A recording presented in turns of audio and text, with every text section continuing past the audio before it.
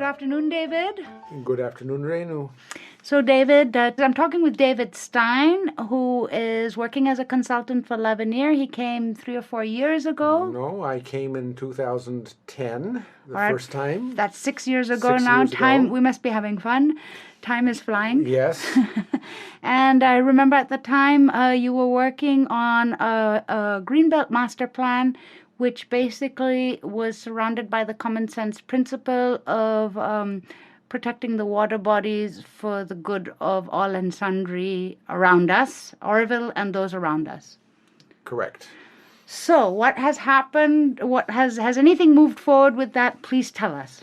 Well, And go into more detail if I've left anything out. no. Well, the detail just sort of flows, but my wife, Achva, who is a landscape architect, and I'm a city planner by training, were asked to help with a Greenbelt plan back in 2010.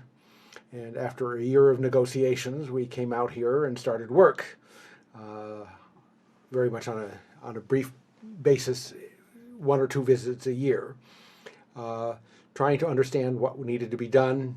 At the time, there was a great deal of concern over encroachment within the Greenbelt. And there was also a desire to do some sort of a landscape-based plan. Not much understood about what that meant, but the feeling was that a landscape architect would help. And as we looked at it, we became convinced quite quickly that the real issues were planning issues. Managing the land, protecting the land from not only from encroachment, but more importantly, as Renu has mentioned, protecting the water supply that the land is here to retain and recharge. And as we looked into the question of water supply, it became quite clear that Auroville only has responsibility for about 20 square kilometers out of the more than 700 square kilometers within the bioregion. And the bioregion is the source of water, not Auroville.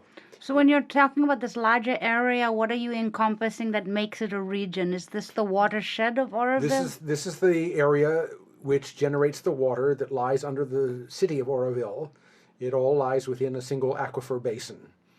And so all the water that falls within this basin goes into the drinking water that comes out ultimately in Auroville, as well as in all the villages surrounding. So do we have an idea of how many villages are involved in this watershed? Well, there are well over 300 villages involved in it with a population. If you look, there are actually 2 watersheds. There's the Auroville watershed, which is the major watershed, but there's also the Ustri watershed.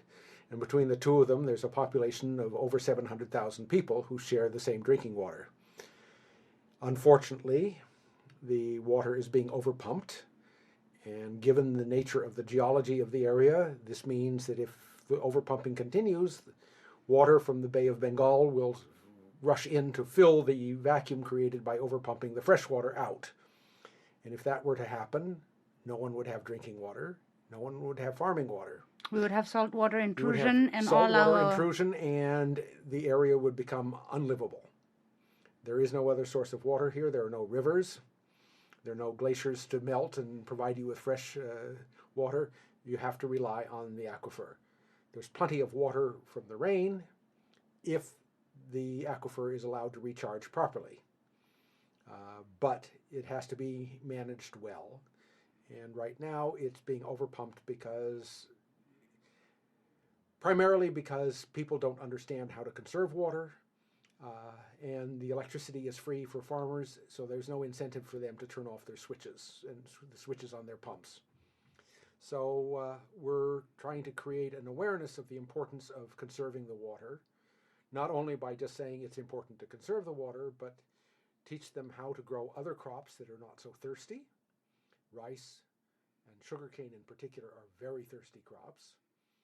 And show them that they can in fact make more money by growing organic food in a sustainable manner than they could by traditional cropping techniques.